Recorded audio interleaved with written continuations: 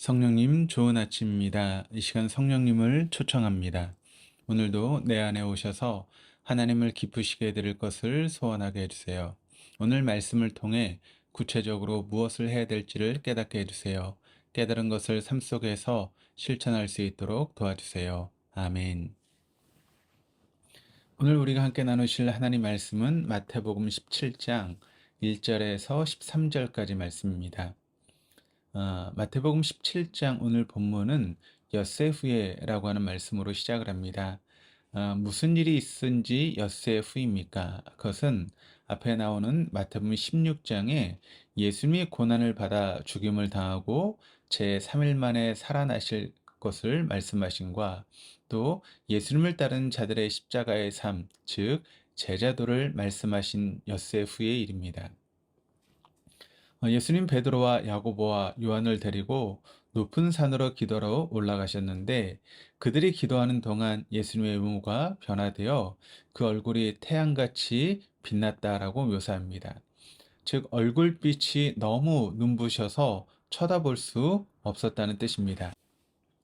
또한 예수님의 옷은 빛과 같이 휘어졌다라고 합니다.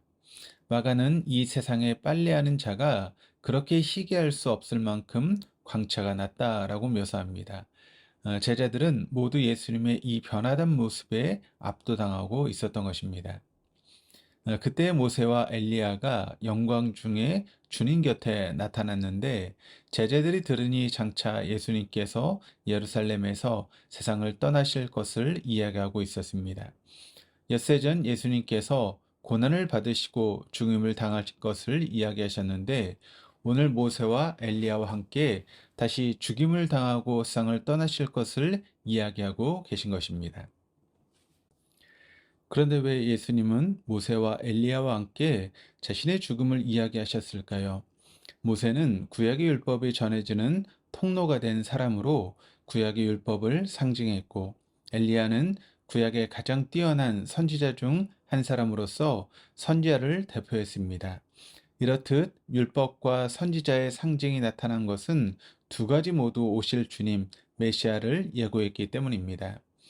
온갖 희생 제물을 동반했던 율법은 인간의 죄에 대한 마지막 제물인 예수님을 통해서 완성되고 완료될 것입니다.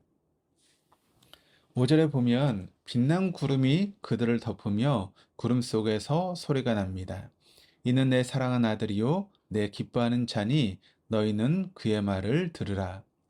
이는 하나님이 친히 예수님에 대해서 증언해 주시는 말씀으로 하나님은 예수님이 하나님의 아들 하나님이신과 또 인류 구원의 하나님의 뜻을 이루시는 당신의 기뻐하시는 자임을 말씀하시고 그 말씀에 순종할 것을 말씀하십니다. 구름 속에서 들린 이 말씀은 예수님이 공생애를 시작하기 전 세례 요한에게 세례를 받고 물에서 올라오실 때도 동일하셨습니다. 마태복음 3장 17절에 이는 내 사랑하는 아들이요 내 기뻐하는 자라. 하나님의 사랑하는 아들, 기뻐하신 아들 예수님은 어떤 분이십니까? 빌립보서 2장 6절에서 8절에 이렇게 증가합니다. 그는 근본 하나님의 본체시나 하나님과 동등됨을 취할 것으로 여기지 아니하시고 오히려 자기를 비워 종의 형체를 가지사 사람들과 같이 되셨고 사람의 모양으로 나타나사 자기를 낮추시고 죽기까지 복종하셨으니 곧 십자가에 죽으심이라. 예수님은 하나님과 본체시나 인류 구원을 위해 십자가에 죽으시기 위해서 겸손히 자기를 비워 사랑과 같이 되셨고 베들레헴 마구간에 태어나시고 고난받고 십자가에서 죽기까지 복종하신 분이십니다. 우리는 마태복음의 수태고지에서 하나님이 가브리엘 천사를 통해 알려준 아기 예수의 이름에서 그가 어떠한 분이신지를 좀 더 구체적으로 알 수 있습니다. 마태복음 1장 21절입니다. 아들을 낳으리니 이름을 예수라 하라. 이는 그가 자기 백성을 그들의 죄에서 구원할 자이심이라 하니라. 천사는 태어날 아기의 이름을 예수라고 알려준 뒤에 그 이름의 뜻을 설명합니다. 그분께서 자기 백성을 죄에서 구원하실 것이다. 사실 예수라고 하는 이름 자체가 하나님이 구원이신다라고 하는 그런 의미입니다. 예수님은 그 당시 이스라엘의 욕망인 식민 통치에서의 해방 혹은 지상왕국을 건설하기 위함이 아닌 죄에서 우리를 구원하여 하나님 안에서 영원한 생명을 누리게 하시기 위해서 이 땅에 오신 분이십니다. 마태복음 기자는 예수라고 하는 이름에 임마누엘이라고 하는 이름을 소개합니다. 죄로 하나님과 단절된 인간, 범죄한 아담처럼 하나님의 부르심과 음성에 두려워 떨며 숨는 존재가 되어버린 인간에게 죄로부터의 구원 이후에 맛보게 되는 임마누엘의 하나님을 소개합니다. 마태복음 1장 23절입니다. 보라 처녀가 잉태하여 아들을 낳을 것이요 그의 이름은 임마누엘이라 하리라 하셨으니 이를 번역한즉 하나님이 우리와 함께 계시다 함이라. 예수님의 두 번째 이름인 임마누엘의 임은 함께, 마누는 우리, 엘은 하나님이라는 뜻입니다. 그러니까 하나님이 우리와 함께 계시다라고 하는 그런 뜻입니다. 그런데 주님은 어떻게 우리와 함께 계시는 분이신가요? 모세가 하나님께 당신을 누구라고 백성들에게 말해야 합니까? 라고 질문했을 때 하나님은 I am who I am이라고 대답하셨습니다. 나는 스스로 지금 있는 자라고 하는 그런 뜻입니다. 하나님은 과거에 함께 하셨던 하나님 혹은 미래에 함께 하실 하나님이 아니라 언제나 현재형으로 바로 지금 여기에 나와 함께 현존하시는 하나님이십니다. 나의 앞에 먼저 가셔서 나를 이끌어 주시는 먼저 가시는 하나님, 그리고 나의 옆에서 당신의 어깨를 내어주시는 하나님, 그리고 나의 등 뒤에서 나와 함께 하시며 나를 도와주시는 하나님이십니다. 그 하나님은 결코 우리를 떠나지 않으시고 버리지도 아니하시며 세상 끝날까지 함께 하신다라고 약속하셨습니다. 예수님은 현존하시는 하나님이십니다. 주님의 현존, 임마누엘의 믿음은 우리의 삶을 주님과 동행하는 풍요로운 삶으로 초대합니다. 그리고 동시에 임마누엘의 믿음은 날마다 삶에서 주님과 일치하고 순종하며 살아갈 그리스도인의 행동 양식을 요청합니다. 그리스도인의 신앙은 주일에 교회 가는 것과 아침 저녁 기도하는 것을 넘어 무슨 일을 하든지 먹든지 마시든지 우리와 함께 하시는 임마누엘의 주님과 일치하여 살아가야 합니다.